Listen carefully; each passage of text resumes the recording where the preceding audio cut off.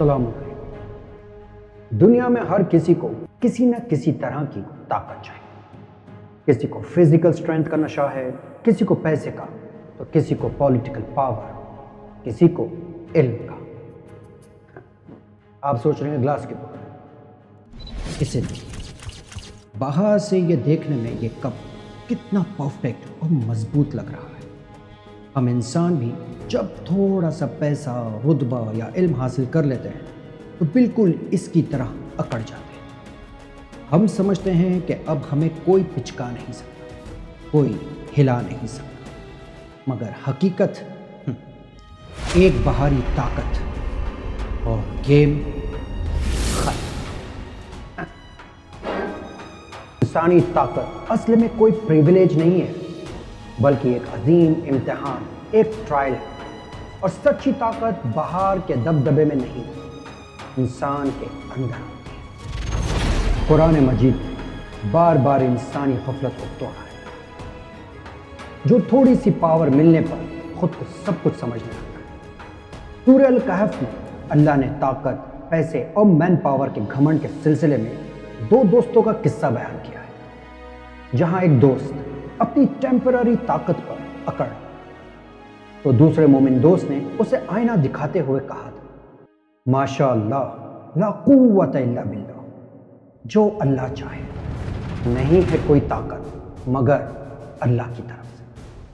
یعنی جو کچھ تمہارے پاس ہے وہ رب کی دی ہوئی ایک ٹیمپرری امانت ہے، اور ایک روز اس طاقتور کا گھمنڈ چور چور ہو گیا، کیونکہ دنیا کی طاقت بالکل اس پچکے ہوئے ڈبے جیسی ہے، ایک پل میں باہر سے روب اور دوسرے پل میں ایک دم کھو گئی۔ علامہ طباطبائی تفسیر المیزان میں لکھتے ہیں کہ جب انسان کے پاس ٹیمپرری طاقت آتی ہے تو اس کا نفس اسے دوسروں پر مسلط ہونا سکھاتا ہے، لیکن حقیقت میں وہ جتنا دوسروں پر ظلم کرتا ہے اندر سے اتنا ہی کمزور اور خوفزدہ ہوتا جاتا ہے۔ المیزان کے مطابق سچی طاقت تقوی اور صبر ہے۔ جو طاقت انسان کو خدا سے دور کر دے وہ طاقت نہیں بلکہ ایک ذلت ہے، جو دھیرے دھیرے اسے تباہ کی طرف لے جاتی ہے۔ امیر المؤمنین علی علیہ السلام، جو خود شجاعت کے سب سے بڑے سمبل ہیں، آپ کا فرمان ہے، سب سے بڑا طاقتور وہ ہے جو اپنے نفس یعنی اپنے غصے اور خواہشات پر قابو پاتے ہیں۔ نہج البلاغہ میں مولا علی علیہ السلام ایک بہت بڑی وارننگ دیتے ہوئے فرماتے ہیں، طاقت کا نشہ انسانی عقل کو ویسے ہی دھندلا کر دیتا ہے جیسے شراب کا نشہ۔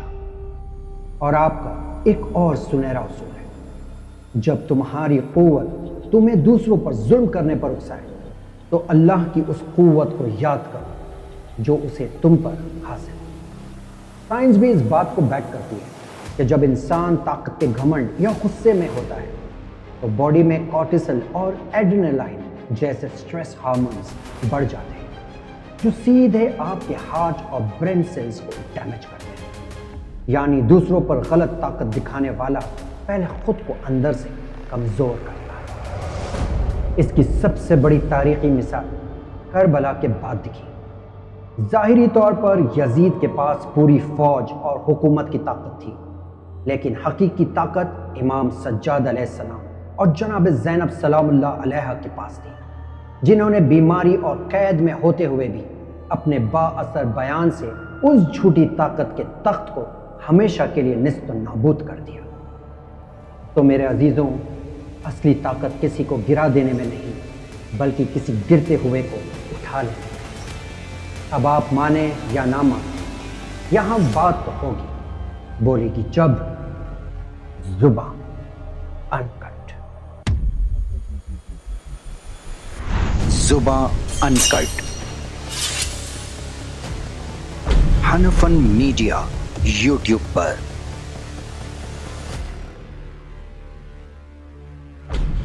جلد سبسکرائب کریں۔